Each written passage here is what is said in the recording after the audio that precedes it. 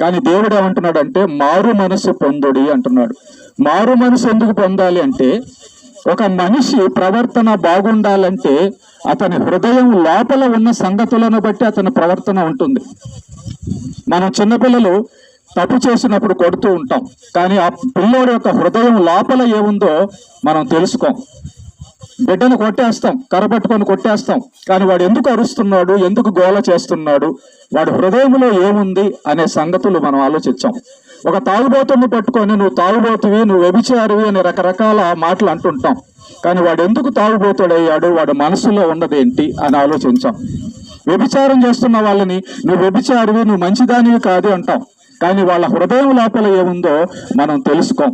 ప్రేమైన దేవుని బిడ్డలారా, దేవుడు అంటున్నాడు మారు మనసు పొందుడి. ప్రతి మనిషి యొక్క హృదయం లోపలే అసలైన సంగతి ఉంటుందండి.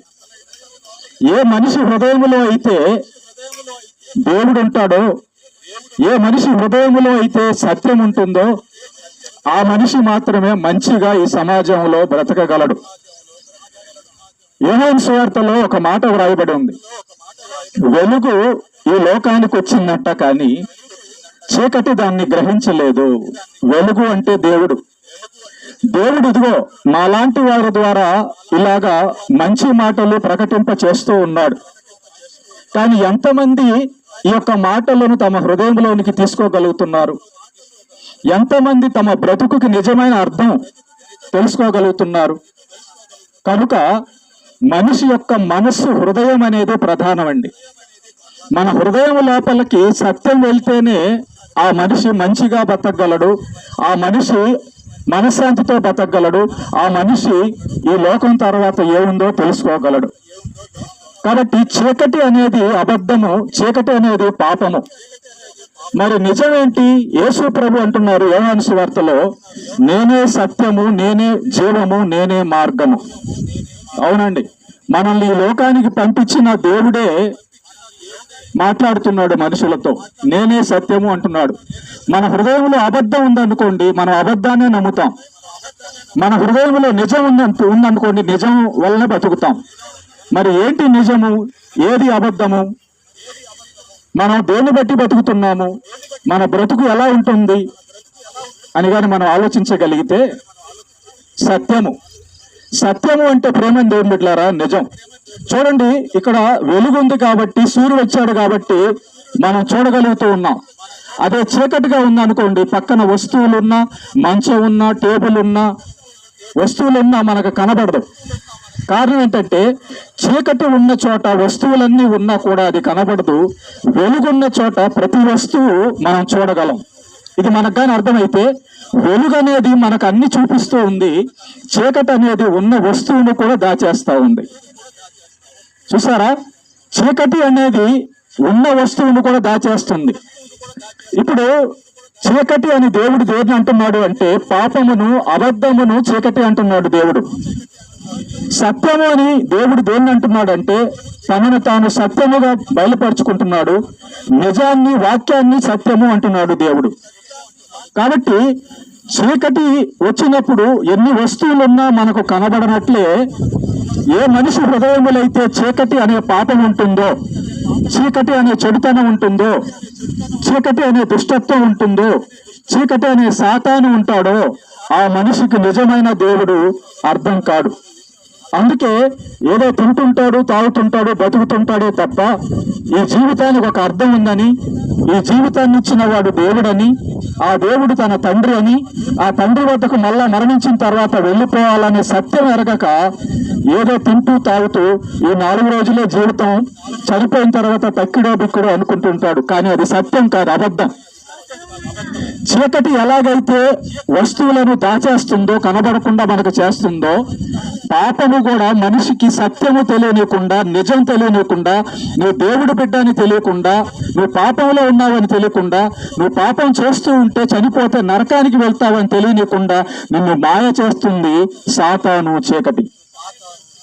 అదే నిజమైతే, వెలుగైతే చూడండి, వెలుగైతే మొత్తాన్ని చూపిస్తుంది, మనుషులను చూపిస్తుంది, వస్తువులను చూపిస్తుంది, ఎక్కడ ఏముందో చూపిస్తుంది, చిన్న చీమకాడి నుంచి పురుగు వరకు అన్ని కూడా చూపిస్తుంది, చెట్లు, ప్రకృతి, సూర్యుడు అన్ని కూడా చూపిస్తుంది వెలుగు. ఇక్కడ వెలుగంటే ప్రభు అయిన యేసుక్రీస్తు. ఇక్కడ వెలుగు అంటే నిజమైన దేవుడు, ఇక్కడ వెలుగు అంటే సత్యము. కాబట్టి ఎవరైతే ఈ సత్యమై ఉన్న యేసు ప్రభువుని తమ హృదయంలోకి తీసుకుంటారో, అనగా చీకటి కలిగిన చోటులోకి వెలిగెళ్ళింది అనుకోండి, అక్కడ ఉన్న వస్తువులన్నీ కనబడిపోతాయి, అక్కడ ఏం జరుగుతుందో తెలుస్తుంది. ప్రేమైన దేవుని బిడ్డలారా, మీ హృదయాలలో, మన హృదయాల్లోకి యేసు ప్రభు అనే వెలుగు వస్తే తప్ప ఈ లోకంలో ఏం జరుగుతుందో, మన బ్రతుకు తర్వాత, ఈ మరణం తర్వాత ఏముందో, మన సృష్టికర్త ఎవరో మనకు అర్థం కాదండి. ఒకడు యేసు ప్రభు, సత్యమని యేసు ప్రభుని నమ్మిన తర్వాతే వాడి బ్రతుకులో మనశ్శాంతి, వాడి బ్రతుకుకి ఆధారము కనబడుతుంది, మంచి కనబడుతుంది. మేమందరం కూడా ఒకప్పుడు ఇలాగే తెలియకుండా రకరకాల వాటిని దేవుడు అనుకొని పూజించే వాళ్ళం, చీకట్లో ఉండేవాళ్ళం, అజ్ఞానంలో ఉండేవాళ్ళం. కానీ ఈరోజు దేవుడు యొక్క మహాకృపను బట్టి ఆయన మా హృదయాల్లోకి వచ్చాడు, ఆ వెలుగు మా హృదయాల్లోకి వచ్చింది. ఈరోజు నిజమైన దేవుడు ఎవరో తెలిసిపోయింది, యేసు ప్రభువే నిజమైన దేవుడు అని మాకు తెలిసిపోయింది. కనుక చావైనా, బాధైనా, కష్టమైన, రోగమైన, ఏదైనా కూడా ఈ లోకంలో మాకు పెద్ద బాధ అనిపించదు. కానీ దేవుడు ఎవరో తెలియని వాడికి చాలా బాధ. పిల్లలు ఎలా చేయాలి, పిల్లల్ని ఏం చేయాలి, భార్య కుటుంబాన్ని ఎలా పోషించాలి, ఇల్లు ఎట్ట కట్టుకోవాలి, పని ఎట్లా చూసుకోవాలి, డబ్బులు ఎలా సంపాదించాలి, ఈ రోగాలు ఎలా పోతాయి, ఈ సమస్యలు ఎలా పోతాయి. చూసారా, ఆ మనిషి యొక్క హృదయం అంధకారంలో ఉంది, అజ్ఞానంలో ఉంది. కాబట్టి చింతపడుతూ, బాధపడుతూ, గందరగోళంలో ఉంటాడు. చీకట్లో ఉన్నవాడు ఎటు పోవాలో తెలియదు కదా. అదే వెలుగులో ఉన్నవాడికైతే, కనబడుతున్న వాడికైతే, చూపున్న వాడికైతే ఎట్టా వెళ్ళాలో దారి కనబడుతుంది, ఎక్కడే ఉందో దారి కనబడుతుంది. ఆ వెలుగే, ఆ చూపిచ్చేవాడే ప్రభు అయిన యేసుక్రీస్తు. 2000 సంవత్సరాల క్రితం ఈ లోకానికి ఆయన మనుషులందరి పాపాలను, చీకటిని తీసివేయడానికి 2000 సంవత్సరాల క్రితం ప్రభు అయిన యేసుక్రీస్తు ఈ లోకానికి వచ్చాడు. ప్రేమైన దేవుని బిడ్డలారా, సాతాను యొక్క మాయలో పడిపోతున్న మనిషి, సాతాను యొక్క చీకటి మాయలో జీవితాన్ని నాశనం చేసుకుంటున్న మనుషుల జీవితాలను బాగు చేయడానికి ప్రభు అయిన యేసుక్రీస్తు 2000 సంవత్సరాల క్రితం ఈ లోకానికి వచ్చాడు.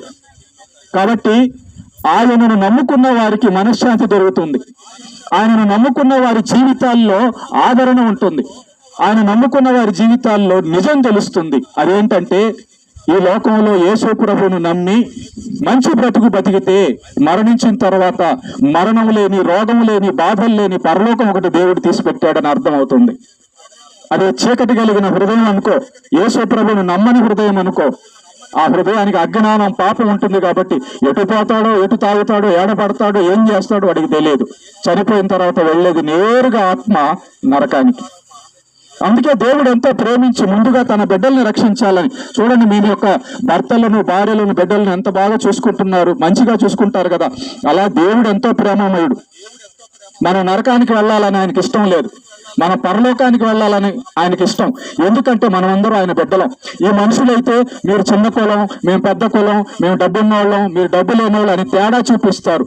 మనుషుల హృదయంలో పాపం ఉంటుంది కాబట్టి తేడా చూపిస్తారు. అదే ప్రభు అయిన యేసుక్రీస్తు మీరందరూ నా వారు, నా బిడ్డలే అంటున్నాడు. కారణము ఆయన పరిశుద్ధుడైన దేవుడు, ఆయనే మన తండ్రి, ఆయనే నిజమైన దేవుడు. కాబట్టి మనల్ని కోరుకుంటున్నాడు. ప్రేమైన దేవుని బిడ్డలారా, ఓ అక్క, ఓ చెల్లి, ఓ అన్న, ఓ తమ్ముడు, నువ్వు ఏ స్థితిలో ఉన్నా పర్లేదు, ఇదిగో ప్రభు అయిన యేసుక్రీస్తు నీ హృదయంలోకి రావాలనుకుంటున్నాడు.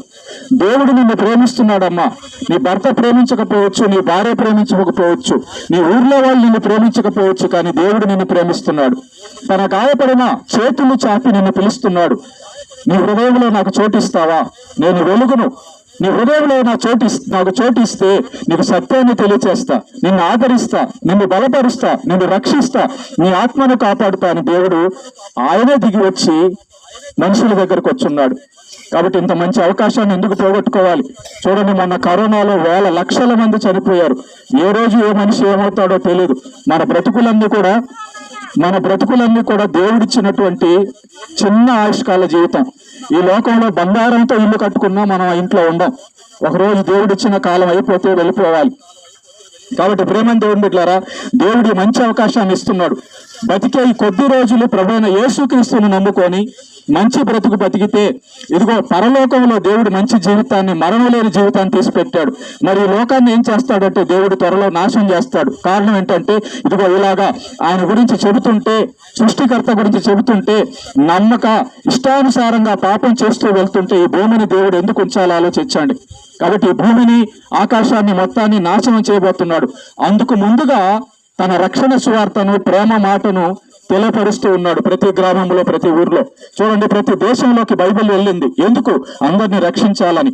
తన బిడ్డలుగా మనం అందరం ఉన్నాం కాబట్టి, మనల్ని అందరినీ కాపాడుకోవాల్సిన బాధ్యత దేవుడిది కాబట్టి మనల్ని రక్షించడానికి మాటలు పంపించున్నాడు.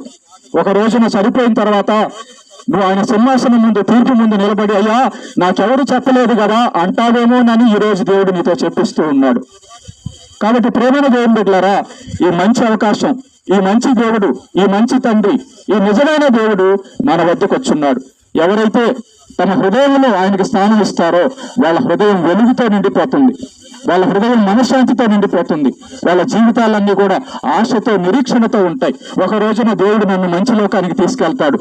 ఇక్కడ మనుషులు నన్ను ఏం చేసినా పర్లేదు, ఇక్కడ జీవితం ఎలా ఉన్నా పర్లేదు, నాకు దేవుడు మంచి జీవితాన్ని ఇవ్వబోతున్నాడన్న ఆశతో ఈ లోకంలో వచ్చి మనం పరలోకానికి వెళ్ళొచ్చు. ప్రేమ దేవుని బిడ్డారా, దీనికి డబ్బులు పెట్టాల్సిన అవసరంలా. చూడండి, చదువుకోవాలంటే డబ్బులు పెట్టాలి, హాస్పిటల్కి వెళ్ళాలంటే డబ్బులు పెట్టాలి, అన్నం బియ్యం కొనుక్కోవాలంటే డబ్బులు పెట్టాలి. కానీ దేవుడు ఉచితంగా దొరుకుతున్నాడు. దేవుని రక్షణ ఉచితంగా దొరుకుతుంది. ఎందుకు ఉచితంగా ఇస్తున్నాడంటే మనం అందరం పేదవాళ్ళం కాబట్టి. ఎందుకు ఉచితంగా ఇస్తున్నాడంటే ఇదిగో ఈ భూమి మీద ఉన్న మనుషులు గొప్పవాళ్ళు అనే వాళ్ళు తృణీకరించారు కాబట్టి. మీరు గమనిస్తే ఈ లోకంలో గొప్ప గొప్ప వాళ్ళకి దేవుడు దొరకలేదు. ఎవరైతే దీనులుగా ఉంటారో, ఎవరైతే పేదవారుగా ఉంటారో, ఎవరైతే ఇదిగో ఈ లోకంలో వెలివేయబడతారో అలాంటి వారికే దేవుడు దొరుకుతాడు. తమ హృదయంలో స్థానం ఇచ్చిన వారికే దేవుడు దొరుకుతాడు. కాబట్టి ప్రేమ దేవుని బిడ్డలారా, ఈ యొక్క తాళ్ళూరు గ్రామ ప్రజలారా, దేవుడు మీ వద్దకు వచ్చున్నాడు. దేవుడు మిమ్మల్ని ప్రేమిస్తున్నాడమ్మా, దేవుడు మిమ్మల్ని పిలుస్తున్నాడు. దేవుడు నిన్ను రక్షించడానికి, నీ జీవితాన్ని బాగు చేయడానికి దేవుడు ఆయనే వచ్చున్నాడు. కాబట్టి మంచి అవకాశాన్ని, ఈ మాటలు ఎవరైతే విన్నారో వారందరూ కూడా యేసు ప్రభువే నిజమైన దేవుడు అని ఎరిగి, యేసు ప్రభుని విశ్వసించి మంచి జీవితం జీవిస్తాయని చెప్పిన ప్రకారం ఒక మహాలోకం ఉంది, పరలోకం ఉంది. ఆ లోకానికి మనందరినీ తీసుకెళ్తాడని చెప్పి మనం ఎవరైతే నమ్ముతున్నారో, ఎవరైతే వారి హృదయంలో స్థానం ఇచ్చారో అటు వారందరికీ కూడా శుభం, అటు వారందరికీ కూడా ఆశీర్వాదం. యేసు ప్రభువును కలిగిన జీవితే ఆశీర్వదింపబడిన జీవితం. ఈ లోకంలో ఎంత డబ్బున్నా, ఎంత చదువున్నా, ఎంత మంత్రి పదవి ఉన్నా ఒకరోజు చనిపోవాలి. చూస్తున్నాం కదా మనం, డబ్బున్న వాళ్ళు, సినిమా యాక్టర్లు, రాజకీయ నాయకులు అందరూ కూడా చనిపోతున్నారు. ఏం వాళ్ళు డబ్బు పెట్టి మరణాన్ని కొనుక్కోలేరా, జీవాన్ని కొనుక్కోలేరా? కుదరదు ప్రేమ దేవుని బిడ్డలారా. ఎంత డబ్బున్నా, ఎంత అందం ఉన్నా, ఎంత బలం ఉన్నా ఈ లోకంలో ఒకనాడు మనిషి ఈ లోకాన్ని విడవాలి. కారణము, పైన అందరికంటే పైన దేవుడు ఉన్నాడు. ఆ దేవుడు చెప్పినట్టే జరుగుతుంది. కాబట్టి ఈ లోకం నాశనం అయిపోతుంది. నాశనం అయిపోయే లోకంలో మనం ఎందుకు నాశనం అయిపోవాలి? యేసు ప్రభుని నమ్ముకొని మంచి జీవితానికి వెళ్ళిపోదాం, మంచి లోకానికి వెళ్ళిపోదాం. ఈ 4 రోజులు నీతిగా బతికితే శ్రమ ఉంటదే కానీ పరలోకంలో దేవుడితో పాటు యుగయుగాలు ఆ యొక్క లోకంలో ఉంటాం. అక్కడ కులం తేడా చూపించే వాళ్ళు ఉండరు, అక్కడ దొంగలు ఉండవు, అక్కడికి వ్యభిచారులు రారు, అక్కడికి మోసగాళ్ళు రారు, అక్కడ ఎలాంటి ఇబ్బందులు పెట్టే వాళ్ళు రారు. కేవలం దేవుడు మాత్రమే ఉంటాడు. ఆయన నమ్ముకున్న పరిశుద్ధులు, నీతిమంతులు మాత్రమే ఆ లోకంలో యుగయుగాలు మరణం లేక, రోగం లేక, బాధలు లేక ఉంటారు. కాబట్టి ఆ లోకానికి వెళ్ళడానికి ఉచితమే. హృదయాన్ని ఇస్తే చాలు, నీ మనసుని ఇస్తే చాలు. ఈ యొక్క మాటలు విన్న తర్వాత అది యేసయ్య నువ్వు నిజమైన దేవుడు అని నేను విన్నాను, నేను నమ్ముతున్నాను, ఇది మొదలుకొని నేను నా హృదయంలో దేవునిగా కొలుస్తాను, ఆరాధిస్తాను అని ఎవరైతే అవకాశం ఇస్తారో అటు వారందరూ కూడా దేవుని యొక్క ఆత్మరక్షణ పొందుతారు.